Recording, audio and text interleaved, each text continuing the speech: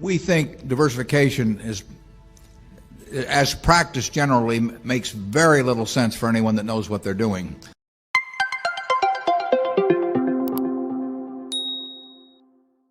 Diversification is a protection against ignorance. I mean, if you want to make sure that nothing bad happens to you relative to the market, you own everything. There's nothing wrong with that. I mean, that is a perfectly sound approach for somebody who does not feel they know how to analyze businesses.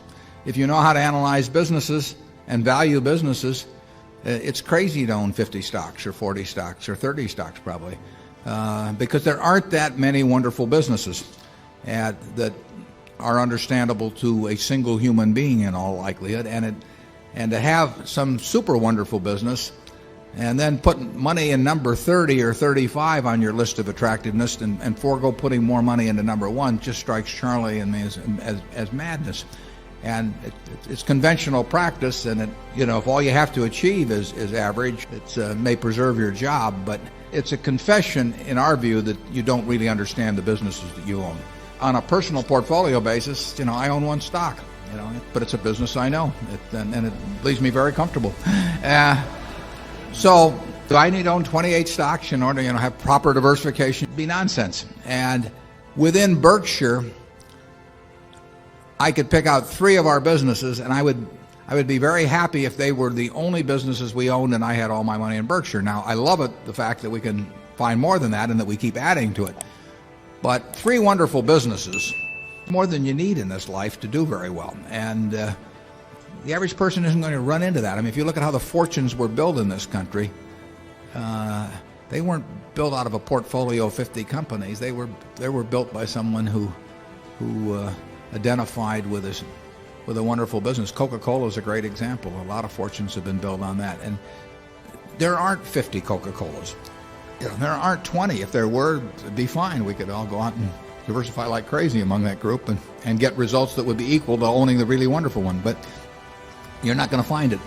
And the truth is, you don't need it. I mean, if you have a really wonderful business, is very well protected against the vicissitudes of the economy over time and competition. I mean, we're talking about businesses that are resistant to effective competition, and 3 of those will be better than 100 average businesses, and they'll be safer, incidentally. I mean, there is less risk in owning 3 easy to identify wonderful businesses than there is in owning 50 well-known big businesses. And it's amazing what has been taught over the years in finance classes about that. But I can assure you that I would rather pick, if I had to bet the next 30 years on the fortunes of my family that would be dependent upon the income from a given group of businesses, I would rather pick 3 businesses from those we own than own a diversified group of 50.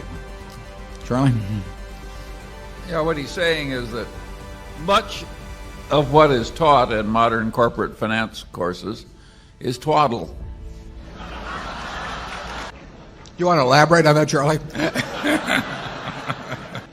You cannot believe this stuff. I mean, it's modern portfolio theory, and it has no utility. But I mean, it will tell you how to do average, but I think anybody can figure out how to do average in 5th grade. I mean, it's just not that difficult, and it's elaborate, and there's lots of little Greek letters and all kinds of things to make you feel that you're in the big leagues. But there is no value added. I have great difficulty with it because I am something of a student of dementia. And we hang around a lot together. And I can ordinarily classify dementia, on some theory structure of models, but the modern portfolio theory, it involves a type of dementia I just can't even classify. Something very strange is going on. If you find 3 wonderful businesses in your life, you'll get very rich.